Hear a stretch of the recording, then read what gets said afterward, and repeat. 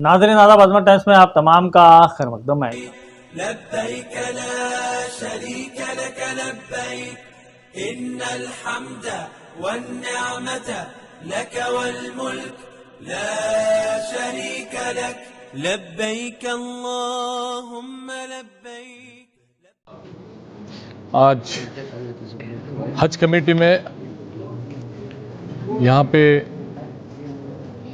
हज जो हाजी भाई यहाँ से जाते हैं, तो आज बहुत ही सीरियस मीटिंग हुई है जिसमें हमारे स्टेट के मिनिस्टर हाउसिंग और माइनॉरिटीज़ वेलफेयर वक्फ ज़मीर साहब भी साथ थे और हमारे हज के चेयरमैन रऊफ भाई भी थे और साथ ही हमारे जैन सर भी जो सेक्रेटरी हैं हमारे माइनॉरिटी के, और साथ ही हमारे सीओ और हज कमेटी के सभी मेंबर सभी प्रेजेंट में एक अच्छी सी मीटिंग हुई है जो खासकर हाजी भाइयों को लेके, जिसमें एयरपोर्ट के पूरे अथॉरिटीज़ को बुलाया गया था जो ट्रैफिक कंट्रोल करते हैं, जो पूरा वहाँ पे मेंटेनेंस करते हैं, एयरलाइंस वालों को बुलाया गया था, हेल्थ डिपार्टमेंट वालों को बुलाया गया था, पुलिस डिपार्टमेंट, ट्रैफिक डिपार्टमेंट, इस तरह से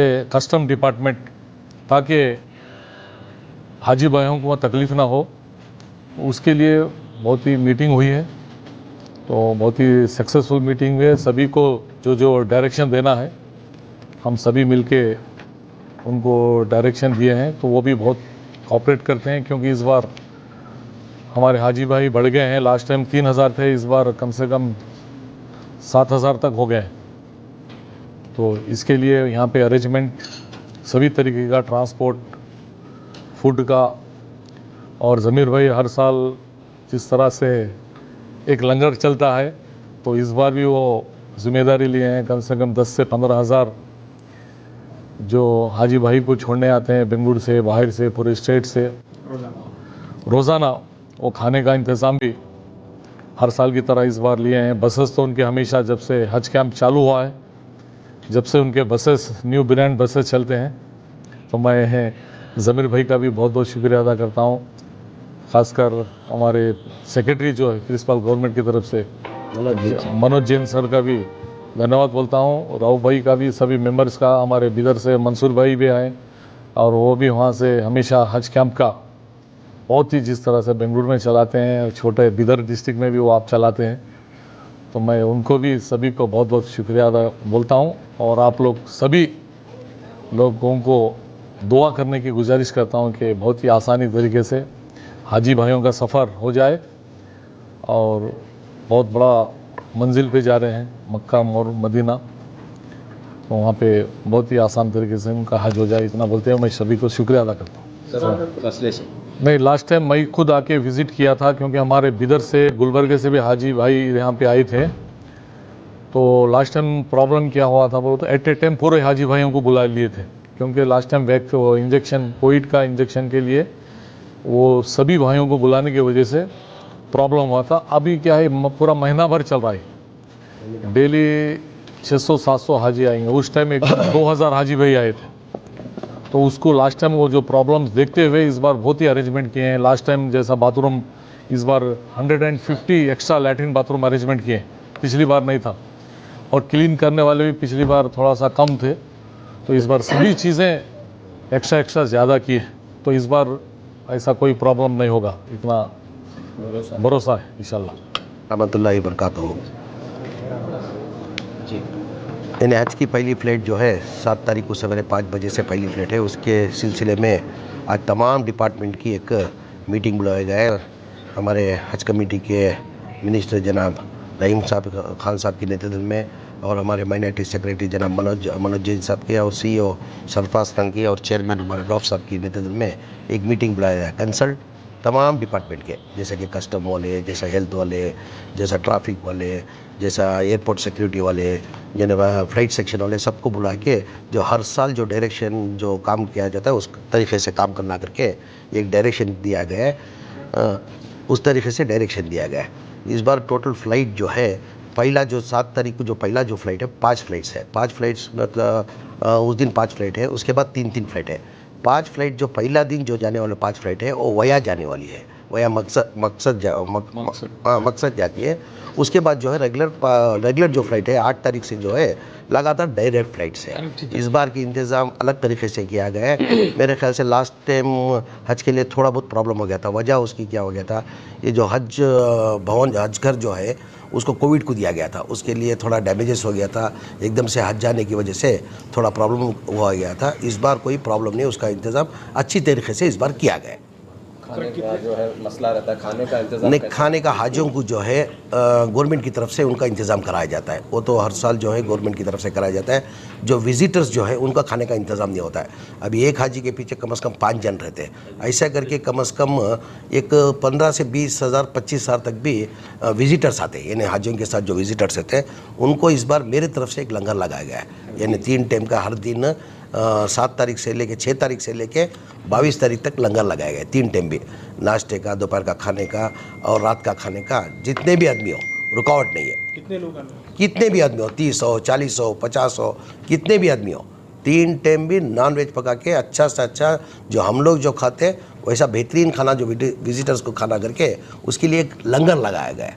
वो मेरी तरफ से, सरकार की तरफ से नहीं, वो मेरी तरफ से लगाया गया। रोजाना 10 से 15 हज़ार लोग आ सकते हैं। कम से कम 25 हज़ार रहते रोज़ के, कम से कम 25, 3 टाइम भी हिसाब डालेंगे तो 30 हज़ार क्रॉस करते हैं। कितने दिन तक रहेगा सर? ये लगातार समझो 22 तारीख तक, यानी 7 तारीख से लेके 22 तारीख, मतलब कम से कम एक 15 दिन तक।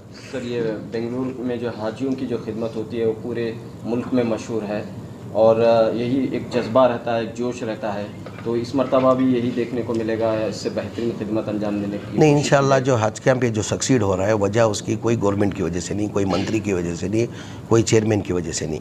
ये हज कैंप जो सक्सीड होता है उसका मूल कारण जो है हमारे जो कंसल्ट ऑफिसर जो है, जैसा कि अभी सेक्रेटरी साहब काम दमदा छोड़ के लगातार इधर ही इस काम में लगे हुए हैं, जैसे हमारे CEO है हमारे सरफराज खान साहब, वो भी इस काम में लगे हुए हैं। उनके साथ साथ में जो वॉलंटियर जो है, हज़ारों तादाद में वॉलंटियर जो है, वो दिन रात 2 महीने सब कुछ छोड़ के, उनकी रोज़ी रोटी छोड़ के, जो भी वॉलंटियर जो है कोई पैसे वाला नहीं है, मिडिल क्लास है। अगर वो लोग कमाएंगे तो महीने का जो है उनको जो सैलरी आती है उसमें ही गुजारा करना, वो छोड़ के आके जो खिदमत करके जो हज कैंप सक्सीड कर रहे ना, वजह वो लोग हैं वॉलंटियर्स हमारे। सर, पिछली बार कोalition गवर्नमेंट में जब आप मिनिस्टर थे तो काफ़ी अच्छे खिदमत रहे, उसे आज भी लोग याद करते हैं, तो आपका पूरा इन्वॉल्वमेंट इस पूरे नहीं, इसमें क्या है, रहीम खान साहब को अल्लाह मियां ने मौका दिया है। अभी रहीम खान साहब हज के मिनिस्टर है। रहीम खान साहब का जो है अभी से नहीं है, ये मिनिस्ट्री बन के खिदमत नहीं कर रहे। इससे पहले भी कम से कम लगातार 15-20 साल से हमारा जो ट्रांसपोर्ट के जो बसेस में हम लोग जो भेजते हैं उसके अंदर रहीम खान साहब के भी बसेस है। इनका जो स्कूल चलती है, एजुकेशन फील्ड में है, वो एजुकेशन फील्ड में जो बसेस होते हैं वो भी लगातार कम से कम 15-20 साल से बसेस भेजते रहे। और खिदमत कोई दिखा के करता है, कोई छुपा के करता है। यानी हमारे रहीम खान साहब जो है छुपा के खिदमत करते आ रहे थे। सर, पिछली बार आपने वॉलंटियर्स को जो है उम्रा भेजे सर, बड़े पैमाने पे तकरीबन 700-800 लोगों को आपने 700 नहीं, 1050 जन को उम्रा भेजा। वजह भेजने की क्या है, जो 20-25 साल से जो हाजियों की जो खिदमत की है वही अल्लाह का घर नहीं देखेंगे तो कैसा करके, उनको जो अल्लाह का घर का दीदार नहीं करे, जिसकी ताकत नहीं है, वैसों को आइडेंटिफाई करके 1050 जन को मैं उम्रे के लिए भेजा था। यानी मैं नहीं भेजा हुआ, अल्लाह मियाँ उनकी खिदमत कबूल करके ज़रिया मुझे बनाया था। जब तक अल्लाह मियाँ का जब तक बुलावा नहीं आता कोई मैं कलाल नहीं जा सकता उधर।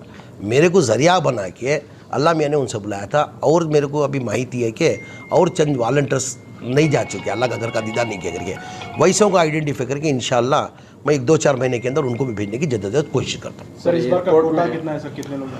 टोटल 8140 पर साथ कोटा था, 8140 पर था। यानी हमारे जो एप्लीकेशन है हमारे को 8140 पर साथ कुछ एप्लीकेशन है। हमारा जो कर्नाटका का जो कोटा था 7900 चिल्लर कोटा था। यानी वो कैंसलेशन 150 कैंसलेशन होने की वजह से उधर सही हो गया। यानी एक्सेस भी नहीं है, बराबर भी नहीं है, बराबर हो गया। अभी इसका कोई मसला नहीं है इसका। सब इस मरतबा हज टर्मिनल एयरपोर्ट में क्या सेपरेट हज टर्मिनल होगा, कैसा वहाँ पे इंतजाम? नहीं, हर तरीके से जो इंतज़ाम होता है, इमिग्रेशन का रहने दो, कस्टम का रहने दो, वही मीटिंग बुलाया गया था। जो हर तरीके से हर टाइम जो हाजियों को भेजते हैं उसका हज टर्मिनल अलग रहता है। या सबाह अल खैर मिन मशअर मिना नहीं, गए साल का जो हज हुआ है कोविड महामारी की वजह से हमें भी पता नहीं था कि कंफर्म होगा या नहीं होगा। हमको 8 दिन पहले से मालूम कराए सऊदी हुकूमत हो चाहे इंडियन गवर्नमेंट हो, तो बहुत शॉर्ट टाइम था और बहुत कम हाजी थे, लगभग 3000 के आसपास हाजी थे। मौका नहीं मिला, हालांकि ज़मीर भाई की बहुत ख्वाहिश थी कि उस समय भी लंगर लगा सकते थे, लेकिन हमारे पास वक्त कम रहने की वजह से लंगर नहीं लगा सके।